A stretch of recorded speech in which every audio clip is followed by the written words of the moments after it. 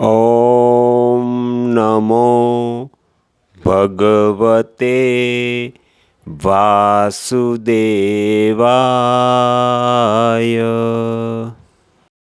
નમસ્કાર મિત્રો, જય શ્રી કૃષ્ણ. સ્વાગત છે ફરી એક વખત આપનું આપણી ભક્તિ ચેનલ ખીમજી કાચરિયામાં. બ્રહ્મપુરાણના અત્યાર સુધીમાં આપણે 30 ભાગ સાંભળ્યા છે. આજે આપણે 31મો ભાગ સાંભળીશું. આ પ્રમાણે પોતાના પૂર્વ પાપોનો ક્ષય કર્યા બાદ તે ફરી મનુષ્ય યોનિમાં જન્મ લે છે. જે મનુષ્ય એકને કન્યા આપવાની પ્રતિજ્ઞા કરીને પછી બીજાને આપે છે તે મૃત્યુ પછી કીડાની યોનિમાં જન્મ લે છે. તે યોનિમાં એ 13 વર્ષ જીવે છે. પછી કર્મ સમાપ્ત થતાં તે મનુષ્ય થાય છે.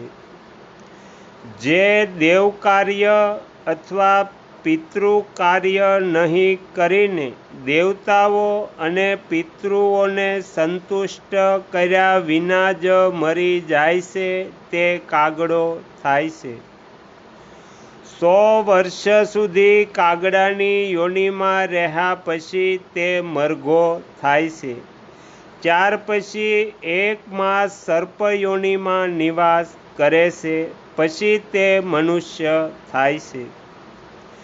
જે પિતા તુલ્ય મોટા ભાઈનું અપમાન કરે છે તે મૃત્યુ પછી કૌચ યોનિમાં જન્મ લે છે અને 10 વર્ષ જીવન ધારણ કરે છે. પછી તે મનુષ્ય થાય છે. શૂદ્ર જાતિનો પુરુષ બ્રાહ્મણ સ્ત્રી સાથે સમાગમ કરીને કીડાની યોનિમાં જન્મ લે છે. પછી તે સુવર થાય છે. સુવરની યોનિમાં જન્મ લેતા જ રોગથી તેનું મૃત્યુ થાય છે. પછી તે કૂતરાની યોનિમાં જાય છે. ત્યાર પછી તેને માનવ શરીર પ્રાપ્ત થાય છે. માનવ યોનિમાં સંતાન ઉત્પન્ન કર્યા પછી તે મૃત્યુ પામે છે અને ઉંદર થાય છે. કૃતજ્ઞ જીવ જ્યારે મૃત્યુ પછી યમરાજ પાસે જાય છે ત્યારે યમદૂતો તેને બાંધીને ભયંકર દંડ આપે છે. તેના કારણે તેને બહુ વેદના થાય છે. દંડ મુદગર, શૂલ, ભયંકર અગ્નિદંડ, અસીપતવન, તપ્ત વાલુકા તથા કૂટશાલમ્મી વગેરે ઘોર યાતનાઓનો અનુભવ કરીને એ સંચાર ચક્રમાં આવે છે અને કીટાણુની યોનિમાં જન્મ લે છે.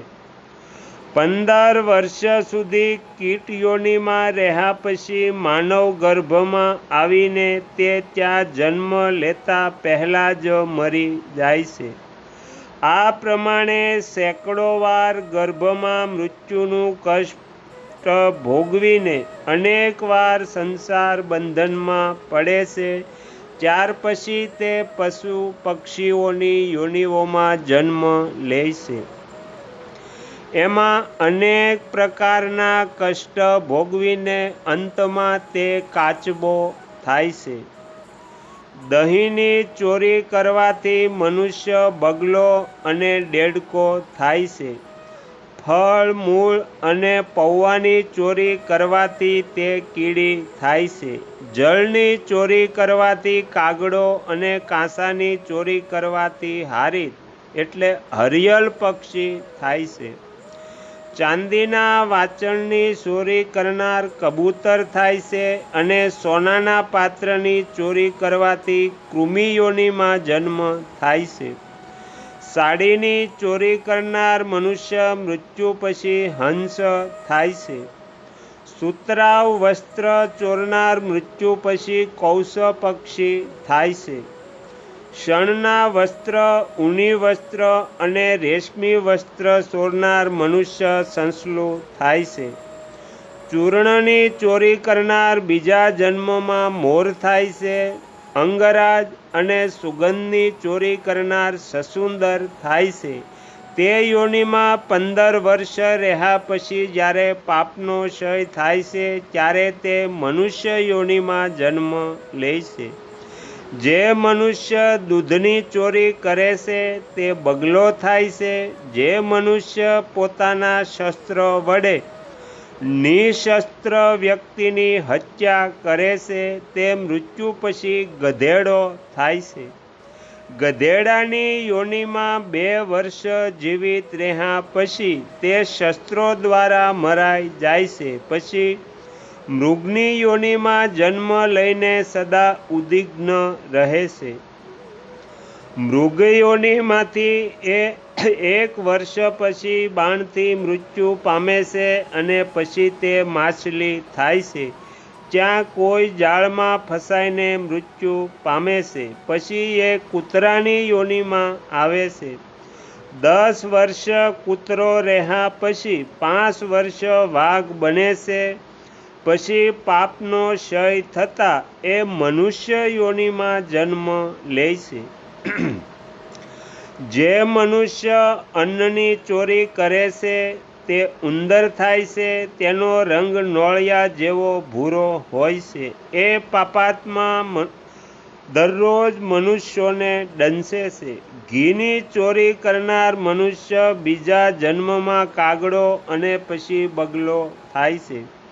મીઠું ચોરનાર ચીરીકાંડ નામક પક્ષી થાય છે.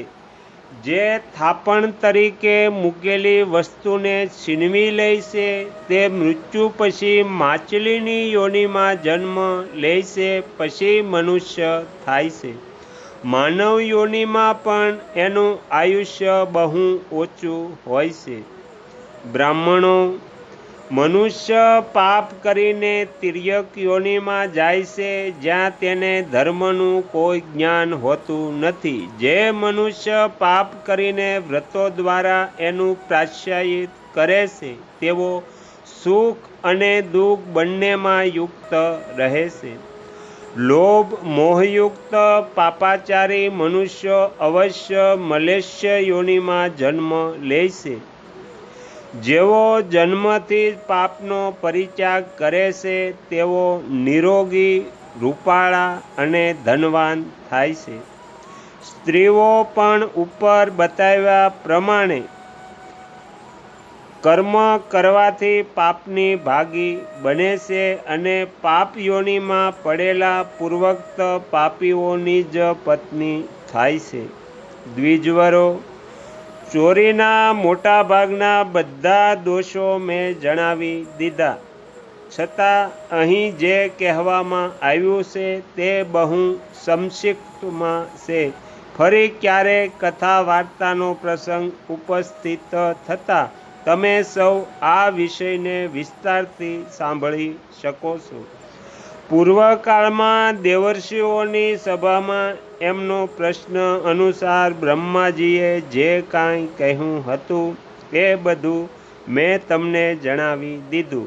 હવે આ બધી વાતો સાંભળીને તમે ધર્મના અનુષ્ઠાનમાં મન પરોવો. તો અહીંયા બ્રહ્મપુરાણનો 31મો ભાગ સમાપ્ત થાય છે. હવે પછીના વિડીયોમાં આપણે 32મો ભાગ સાંભળીશું.